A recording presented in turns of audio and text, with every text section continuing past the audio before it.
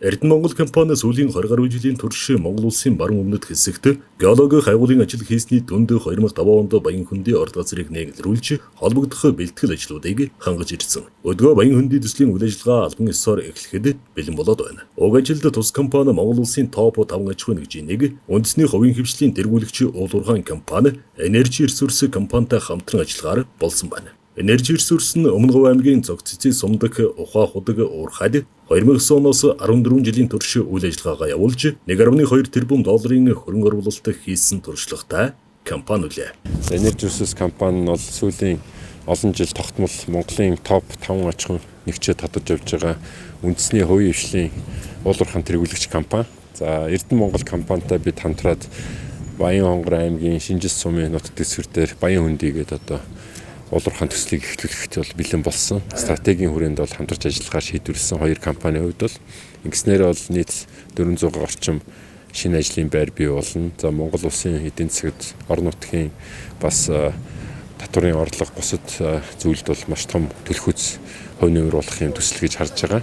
Баян хөндий төслийн ашиглалтын хугацаанд улсад нийт 150 гаруй тэрбум төгрөгийн татвар хураамжийг бүрдүүлэхээс гадна 400 орчим тэрбум төгрөгийн хөрөнгө оруулалт хийгдэх урьдчилсан тооцоо гарсан.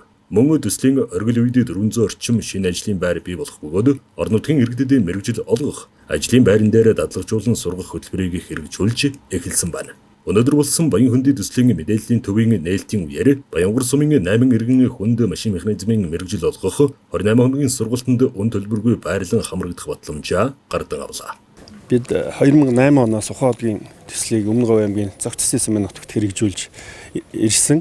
Одоо яг тэнд ажиллаж байсан туршлагаа одоо бас энэ төсөлд хэрэгжүүлэхээр ингэж харж байгаа.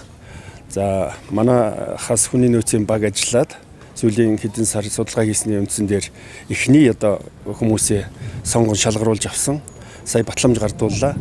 Энэ хүмүүсээ 5 сараас эхлээд Ухаа хотын уурхай дээр сургалтанд хамрагдуулна. Эхний одоо хүмүүс одоо хүнд машин механизмын оператор гэсэн мэргэжлэр одоо сарын сургалтанд хамрагдаад цаашдаа үргэлжлүүлээд Ухаа хотыг дээр дадлагжаад дараа жил Баян хөндийн төсөл уурхайн үйл ажиллагаа эхлэхэд тэнд одоо мэргэжсэн ажилчин болж ирж ажиллахаар ингэж зохион байгуулахаар харж байгаа. Нийтдээ 400-аад ажлын байр бий болно. 100 гаруй одоо операторыг сургаж бэлтгэхээр харж байгаа.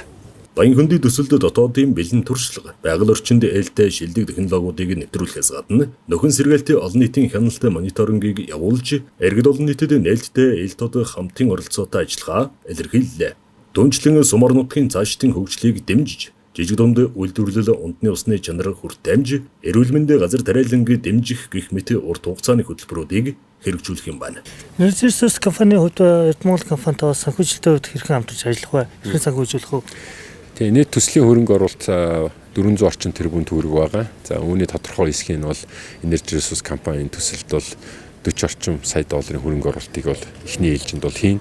Тэгээ цаашдаа бол манай хоёр компани бас Канадын экспортыг дэмжих санхүүгийн байгууллагаас 60 орчим сая долларын хөрөнгө оруулалтыг бас нэмж татахаар ингээд нийтдээ 100 орчим сая доллар буюу 350-60 тэрбум төгрөгийн хөрөнгө оруулалт хийгдээд явах юм аа. 4-р сарын 21-22-ны өдрүүдэд төслийн талаар олон нийтэд мэдээлэл өгөх нээлттэй өдрөлгийг Шинжинст Баян өндөр сумдад хийхээр төлөвлөсөн. Энэ үеэр мэдээллийг дэлгэрэнгүй хүргэж, нээлттэй хэлэлцүүлэх бөгөөд иргэд ажлын байр, дадлагжуулах хөтөлбөрүүдтэй танилцсан анкет бүглэм бүртгүүлэх боломжтой юм байна. За манай Эрдэнэ Монгол компани бол бас орон нутгатаа хамтарч ажиллаж ирсэн. За бид бүхэн Энержи ресурс компани мөн одоо энэ Ухаа хотын төсөл дээр орон нутгатайгаа хамтран ажиллаж ирсэн нэлээдгүй өргөн туршлагатай.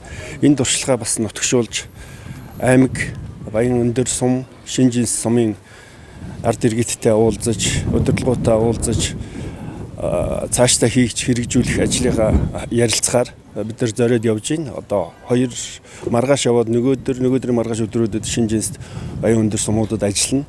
Ингээд орон нутгаас гарч ирж байгаа хүсэлт санал энэний дагуу хөтөлбөрөө боловсруулж ингэж ажиллах бодолтой байгаа. Ер нь бол Цог цэцэн суманд бид одоо орон нутгатаа хамтарч ажиллаж ирсэн энэ туршлагаа бас л энд нутагшуулнаа л гэж харж байгаа. Энэхүү буух эзэнтэй буцах хаягтай хариуцлагатай уулуурхайн төсөл Баянгар аймгийн Шинжинс суманд үйл ажиллагаагаа эхлүүлэхэд бэлэн болжээ. Энэ үйл ажиллагаанд зориулж өнөөдөр Баян хөндий төслийн мэдээллийн төв буюу Энэ ард иргэдийн төслийн оролцоонд хэрхэн оролцох боломжтой вэ? Боломжийг хэрхэн тодорхойлж өгөх вэ гэсэн зорилготойгоор үе таалга нээж байна. Та бүхэнд бол манай үе таалга үргэлж нээлттэй байна. Та бүхэн биднэрт нэгт хамтран ажиллахыг хүсье.